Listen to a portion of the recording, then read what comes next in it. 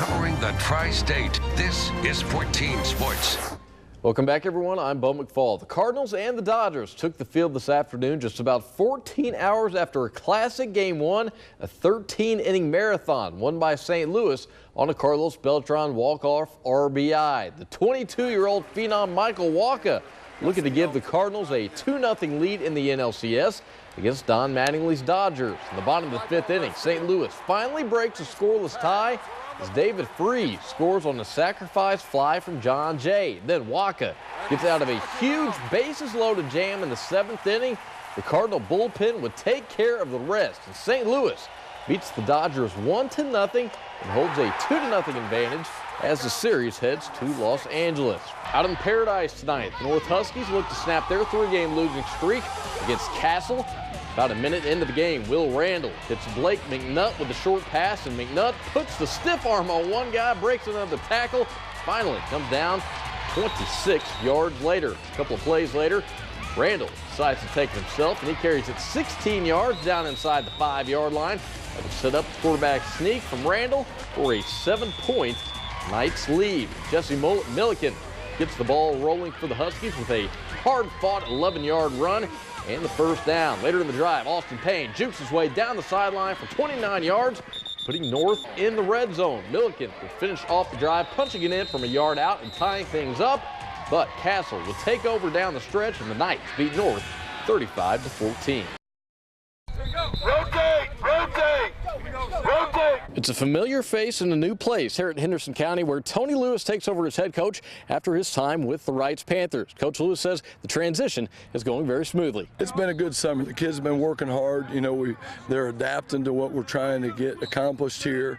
You know, it's a brand new offensive system, so obviously, you know, they're catching on every day. A new offense isn't the only thing that Lewis has brought to the Colonel program. He hopes to bring a new attitude as well. He's kind of put more pressure on the seniors to be better leaders, and the conditioning's just been a lot more intense this year. Our biggest goal starting every year is to get better weekly, and hopefully within that week get better daily. If you're not getting better, you're getting worse. With Hunter Comer moving on to the college level, Henderson has a couple of good candidates that could take over as the new starting quarterback. Daniel Steiner and Richard Carter, you know, they both have qualities, different qualities and different attributes that make them effective high school quarterbacks. Regardless of who is starting under center for the Colonels in week number 1, it will be an electric atmosphere for a battle between Lewis's new team and his old one. There's going to be some hitting going on. That's one thing I can see happening for sure. It's going to be loud. We're ready to play. Payback.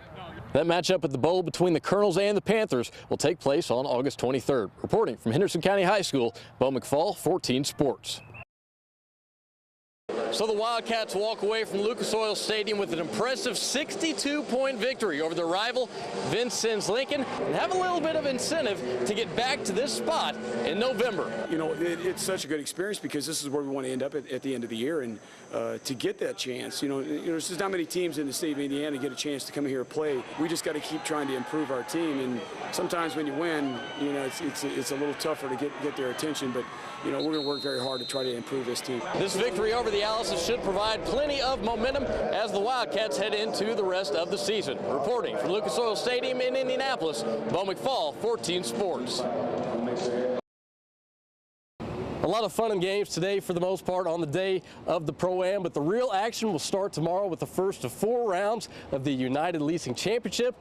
Former major winners such as John Daly and Lee Jansen will try to knock off last year's champion, Peter Tomasulo. I needed to see the course twice this week. Last week I got off to a good start, but I'm not quite comfortable with my swing, so some guys can go to the range, fix their swing, and they're fine with that. I need to play. I need to be on the golf course to get a rhythm, get a routine going. The more holes I can play before a tournament, the better off I am. So I was glad I got 2 rounds in, and I played with 4 good guys today. It was a good day.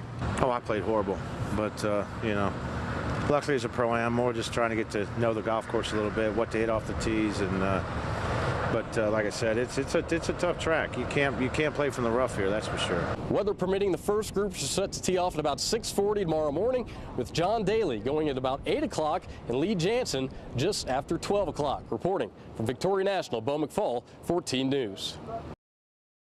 You go down baseline, we got a trap.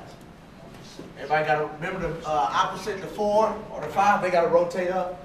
Get that pass back, man. The opposite guard got to be back. During his playing days in an Evansville uniform, Kevon Lacey was a guy that his younger teammates could look up to on and off the court. It's one of the main reasons why his evolution from floor general to graduate assistant has gone extremely well in such a short period of time. The last 2 years of my career, I was a captain, so I kind of took on that, leadership role as being on the floor, a coach on the floor, doing stuff outside of basketball, getting us together, watching film, breaking down, stuff like that. So here, that made it more of an easy transition to, able to talk to guys and, point stuff out as I did as a player. While Lacey's role with the team is somewhat limited as a grad assistant, he still has a major impact on the everyday operations of the Aces program. He can't do a lot of things that he would like to do, like, work us out and, practice with us still.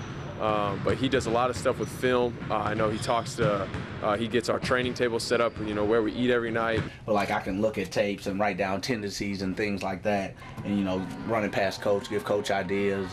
Say if Coach Islanders has a scouting report, I can say, Coach, I was watching this game and I saw this guy. He does this so many times, and they run this play, and it kind of gives the coaches a heads up or something to look for when they're breaking down tape. But considering the fact that Lacey spent a ton of time on the court with most of the current players, his most important role has nothing to do with breaking down film. And I think more than anything, just he's a big brother to a lot of our younger players. It's definitely somebody that you can relate to that's been through what we're going through, and just have him on the sideline as an extra pair of eyes. He can see things that we probably sometimes can't see on the court. And just like any time in a workplace when a coworker is promoted to boss or supervisor, a few changes have been made depending on who you ask. Coach Blue is what they call me. My nickname's Blue, so they call me Coach Blue. And I still call him Kevon. It's not like I call him like Sir or Mister or anything like that.